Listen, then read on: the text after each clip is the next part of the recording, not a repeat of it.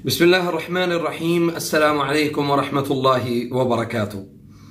الحمد لله والصلاة والسلام على رسول الله وعلى آله وصحبه أجمعين. أما بعد، آج جو انشاءاللہ میں آپ کے ساتھ بات کرنے والا ہوں وہ ہے السحر الاستحاضہ.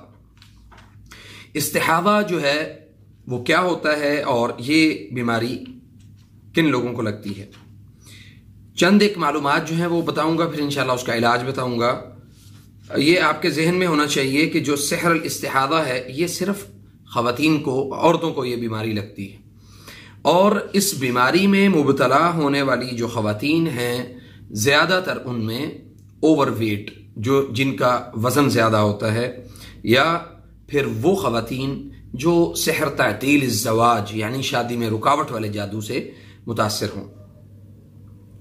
تو اس سے مقصود یعنی کسی بھی سحر الاستحاضہ کے لیے جادو کرنے کا مقصد صرف یہ ہوتا ہے کہ اس خاتون کو مسلسل متواتر جو ہے وہ اس کو بلیڈنگ ہوتی رہے، اور وہ یہ معروف ہو جائے، مشہور ہو جائے کہ اس کی بلیڈنگ کا، یا اس کو رحم کا، یا اس کو جو یعنی رحم کے اندر جو رسولیاں ہوتی ہیں اس کا کوئی پرابلم ہے، اس وجہ سے اس کی شادی لیٹ ہو جائے.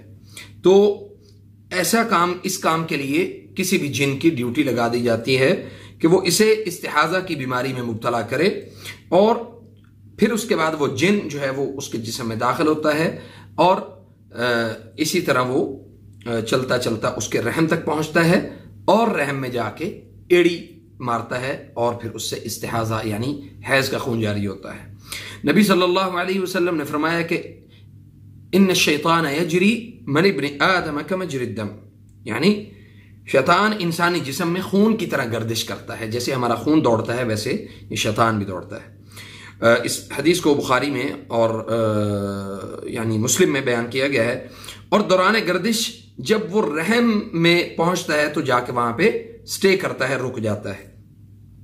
حضرت حمنہ بنت جحش رضی اللہ عنہ نے جب استحاضہ کے متعلق نبی صلی اللہ علیہ وسلم سے دریافت کیا، پوچھا کہ یا رسول اللہ صلی اللہ علیہ وسلم یہ استحاضہ یعنی حیض کیسے ہوتا ہے، تو فرمایا کہ انما ہی رکضۃ من رکضات الشیطان، استحاضہ تو صرف شیطان کے ایڑ یعنی ایڑی لگانے سے ہوتا ہے. اور ایک روایت میں یوں ہے کہ انما هو عرق وليس بالحیض، یعنی یہ تو ایک رگ سے بہنے والا خون ہے، حیض نہیں ہے. تو ان دونوں روایتوں سے معلوم ہوا کہ استحاضہ عورت کے رحم میں موجود رگوں میں سے کسی ایک رگ کے اوپر شیطان کے ایڑی لگانے سے واقع ہوتا ہے. استحاضہ ہوتا کیا ہے؟ استحاضہ کے متعلق امام ابن سیرین یعنی امام ابن اثیر رحمہ اللہ نے لکھا ہے کہ استحاضہ یہ ہے کہ حیض کے دنوں کے بعد بھی، یعنی ایک ہے حیض، ایک ہے استحاضہ، یعنی حیض کے دنوں کے بعد بھی اگر بلیڈنگ ہوتی رہے تو وہ استحاضہ کہلائے گا، یعنی استحاضہ کی بیماری. یاد رہے کہ عورت کو یہ خون 1 ماہ تک بھی آ سکتا ہے، اور 1 ماہ سے زیادہ بھی ہو سکتا ہے، اور 1 ماہ کے اندر اس کی کمی بھی ہو سکتی ہے. سحر یعنی السحر الاستحاضہ کا علاج کیا ہے؟ علاج یہ ہے سورۃ البقرہ آیت نمبر 1 سے 9، سورۃ البقرہ آیت نمبر 101 سے 109، سورۃ البقرہ آیت نمبر 156 سے 160، سورۃ البقرہ آخری 2 آیات، اور اس کے بعد سورۃ صافات آیت نمبر 1 سے لے کے 19 تک، اور اسی طرح سورۃ الرحمن آیت نمبر 31 سے 39، سورۃ الاحقاف آیت نمبر 21 سے لے کے 30 تک، اور اسی طرح سورۃ القدر 7 مرتبہ، اور آخری 4 قل 7 مرتبہ. ان تمام صورتوں کو پانی کے اوپر دم کر کے اس مریضہ کو متواتر 3 دن تک یہی پانی پلایا جائے گا، اور جب وہ پانی پی لیں گی تو انشاءاللہ باذن اللہ تعالی وہ اس بیماری سے پاک بھی ہو جائیں گی.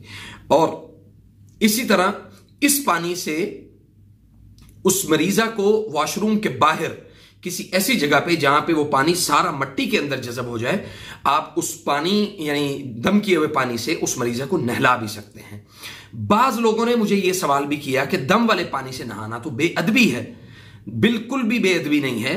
اس کی وجہ یہ ہے کہ قرآن کریم نبی صلی اللہ علیہ وسلم پر نازل ہوا اور یہ شفا ہے، और फरमाया कि वनुनज़्ज़िलु मिनल क़ुरआनि मा हुवा शिफ़ाउन व रहमतुल लिल मुमिनीन, हम अल्लाह ताला से शिफा के तालिब हैं हलाल असबाब के जरिए, हराम असबाब को हम इख्तियार नहीं कर रहे। इसलिए ऐसे असबाब को इख्तियार करना जो हराम ना हो, हलाल हो और उस पर उलमा का फतवा भी मौजूद हो।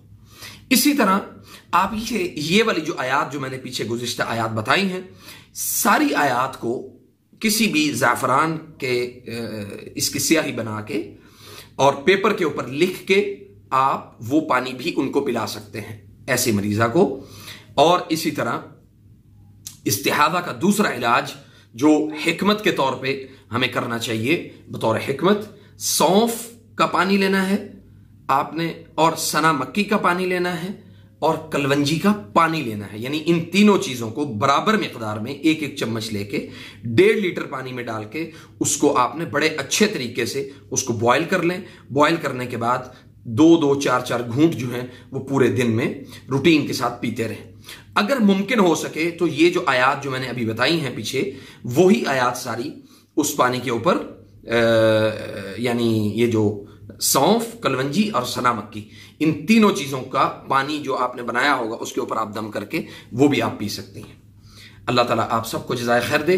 हमारे यूट्यूब चैनल को ज़रूर सब्सक्राइब करें, अहबाब को बताएं कि कुरान और सुन्नत के मुताबिक इलाज अगर आपको चाहिए वो इंशाअल्लाह हमारे इस चैनल से मिलेगा। अल्लाह आपको बरकत दे।